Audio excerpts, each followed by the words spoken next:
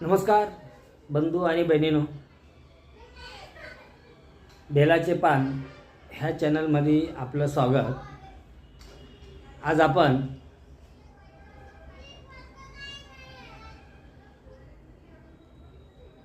जे फळ दिसतंय हे फळ भाजीमध्येच मानले गेले.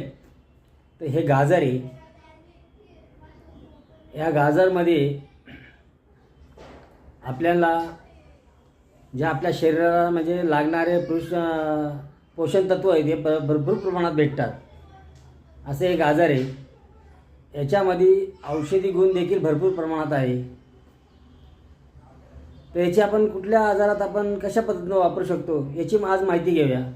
त्या अगोदर आपण जर कधी बेलाचे पान या चॅनलवर प्रथम आला असाल तर लाईक करा, शेअर करा आणि हा व्हिडिओ आपल्या नातेवाईकांमध्ये, आपल्या आजूबाजूला किंवा मित्रमंडळींमध्ये हा पाठवा, जेणेकरून त्यांना देखील ह्या गाजरचा उपयोग होऊ शकतो.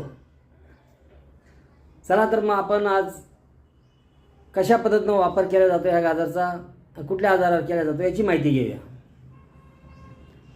पहिलं काम या गाजरचं, ज्या लोकांची स्मरणशक्ती कमी झाली असेल, सारखं विसरतोय, अशा लोकांना आपण जर कधी रोज सकाळीच अनिशापोटी म्हणजे खाली पोट आणि संध्याकाळी झोपताना 10 ते 15 मिलीग्राम रस जर कधी काढून आपण 2 टायमाला जर कधी घेतोय तर थोड्याच दिवसात आपली स्मरणशक्ती जी गेलेली असते ती पुन्हा आणण्याचं काम हा गाजर करतो. इतका याच्यात उपयुक्त क्षार आहेत.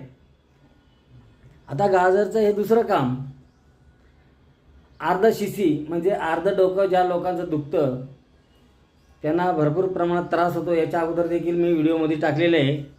आज पुन्हा मी त्याची माहिती आपल्याला देतोय. तर गाजरच्या वर जो पाला येतो तो पाला घ्यायचा आपल्याला.